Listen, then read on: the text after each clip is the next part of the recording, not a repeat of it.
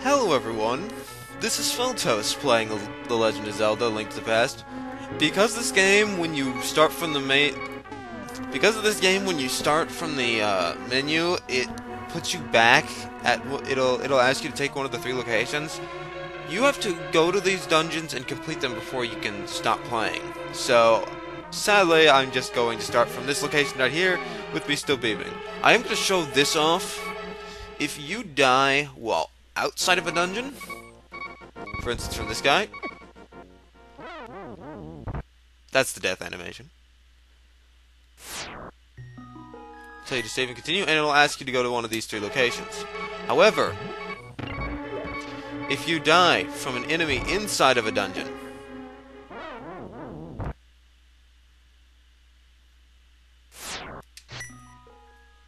it will start you at the beginning of the dungeon with 3 hearts. Now, I don't want to have that happen. I just wanted to show that off. I may die, I may not. Alright, 525. See, this is where you get the real money. Now, right here is our first real test, where we have to dodge boulders flying out of holes. I succeeded. I'm gonna head around the other side because I believe there's jars with hearts in them, and maybe a treasure chest that holds money. I forget.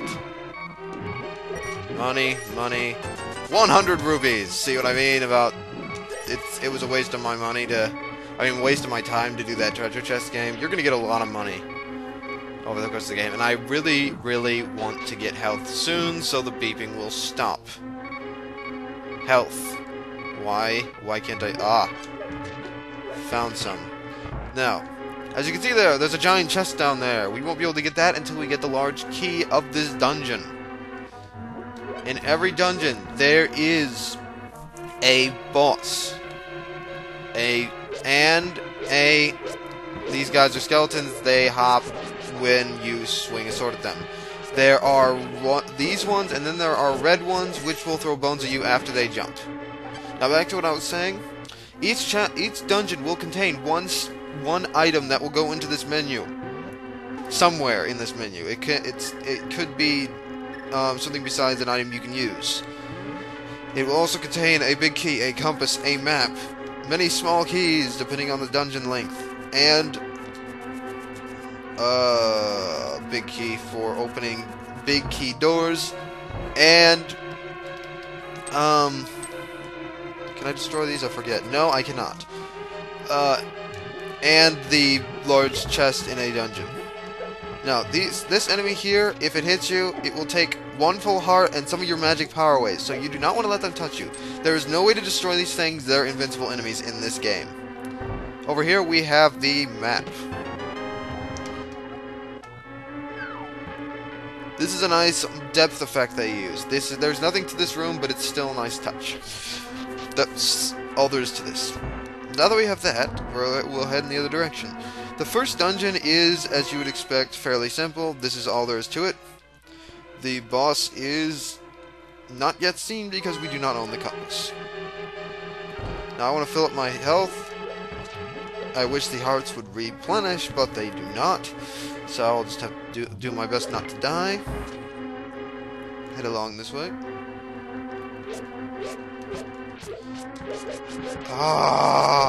Die! That's a pretty easy way of getting rid of these guys.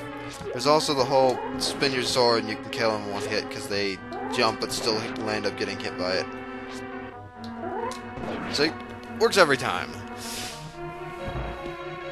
In here, I believe if you throw... Yep, if you can actually throw pots at the places where the skeletons would spawn, and they'll be destroyed before they even spawn. Gosh darn it, I got hit. But you destroy. This was a kill room. You destroy all the enemies. The door's open, just like shown before. And in this, we get a compass, which, when I was a kid, I thought it was a pie. Yeah, I had an active imagination because the look of depth in this game. Oh, whoops. Oh, well, I might as well show this. This shows I'll go ahead and show some symbols off. The skull is, of course, the boss room. where the boss is located. It shows it on the floor that the boss is at and the room that the boss is at. The red rectangle is the big treasure chest to the of that. What's that? How should I word this? The big treasure chest of that dungeon. The arrows pointing inward are doors in. That are doors you can enter and exit. If we talk this, he can speak to me telepathically when I touch these tiles. Armored foes. So I'm going to get a weapon in this dungeon that can help me defeat armored foes. And I'm getting a lot of rupees. Bows. Ah, yes. As you can see, I'm not getting any more bombs. I just got one, but I have a maximum 10 bombs at the moment. Eventually, there will be a way to up the number of bombs you can hold. But for the time being, I cannot do that for 2 reasons. I will get into those later. Touch this, and run in here really fast. And here we have pots galore. The pot we are looking for is if this thing would stop hitting me. This one here holds a key. Head on back. There's nothing else in that room except for enemies. And run, because those guys will follow me. Hi. Now, in here is the main room again, but we get to go on top of it. Now, this dungeon is fairly short. We've been on almost every single room already. And in here, this is an example of a big key. If you had the big key, you could be able to open it. So what you want to do is, there are actually 2 ways you can get to that. One is to destroy all the enemies in the room. I cannot kill that guy. So what I should do is just leave him alone. Actually, I might be able to stun him. No. Can't even do that. Oh yeah, this is an example of an enemy that you can kill using the boomerang. It takes twice the number of hits, but it's still possible. Now.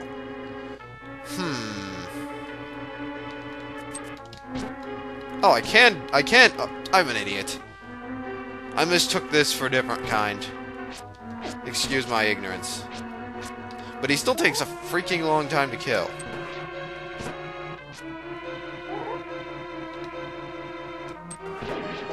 And with all of them destroyed, I don't know the names of them. Just go away from that jar, we pick it up, we can hit this, and we get the big key! Yeah. So, with the big key gotten, we can now head through this door. And down the stairs, push the block, head this way, and get our reward for getting the big key and making it this far. Which is down here. We get the bow. Now, I'm going to quickly equip it and shoot these guys as they appear.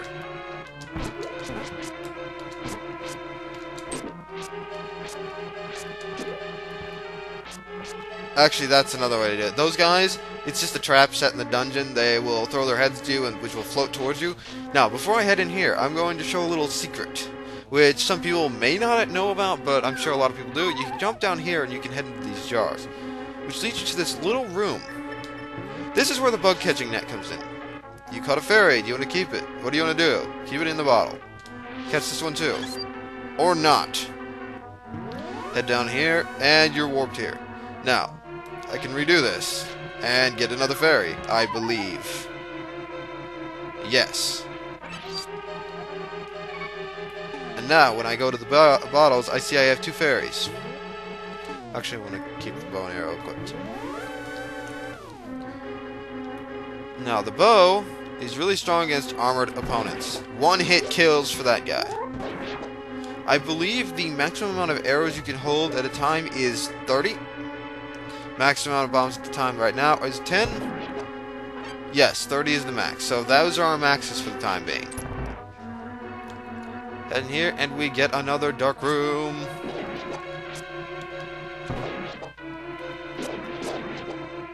Come on, look at me, I dare you. That guy held that.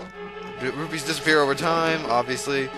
I'm gonna go ahead and equip this just to show, hit these just to show what this room looks like. This is it's a fairly simple symmetrical room.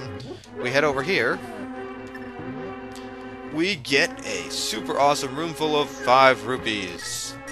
4, 5, 6, 7, 8, 9, 18 times 5 is 90, so we get 90 rupees. Oh, right. The light actually extended into this room, as you could plainly see by the light dissipating because the time of the light vanished. The light was activated, I mean. So we have the key, we can head up here, and we enter the 2nd floor. We deal with more of these guys, just let them die. Press the switch in this jar, head in here. In this room we have 3 guys. I'm gonna go ahead and destroy all of them just for the sake of destroying them. And they try and trick us a little bit. Oh, I almost died. I need to not do that. Okay. So you got all these switches, but none of them do anything, except for this one down here, which activates the door. Now, this is probably my favorite room in this dungeon. I would sometimes as a kid just stay in this room and just dodge these for the heck of it. But I'm not going to. As you can see, it's just for fun. Now this one is the one you can't hurt with your sword. You can only destroy it with a couple arrows to the face. Good, I got a heart.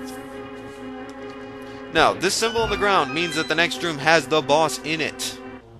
Head on in. Okay, I lied.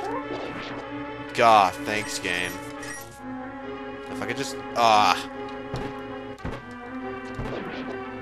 Well, this will work in my favor anyway. There we go. Alright, that's everything. Arrow, heart, arrow, heart, arrow, heart. That's how it goes. Or, it's the other way around. Oh, well, okay, fine.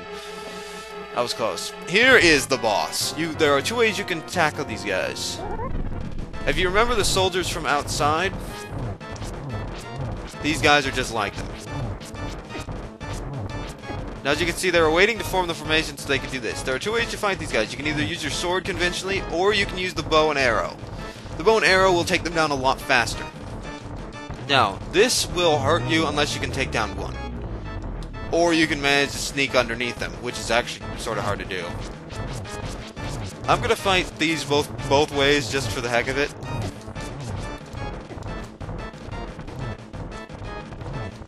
As you can see, they go down in a couple hits with the bow, and the sword takes a lot longer. And I'm going to die again! So what I'm going to do is I'm just going to forsake the unconventional method and just annihilate them with bow and arrows. When you get down to the last one, this guy gets really pissed and he starts hammering the ground.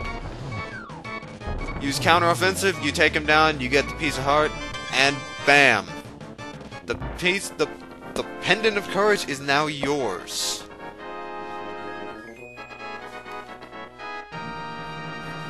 Spin that sword, Link. 2 pendants remain.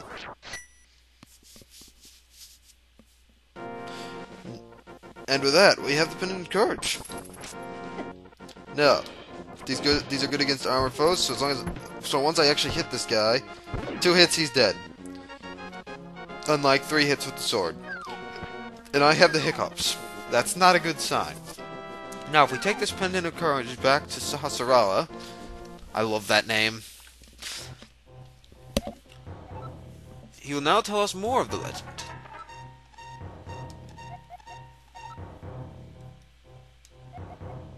Oh?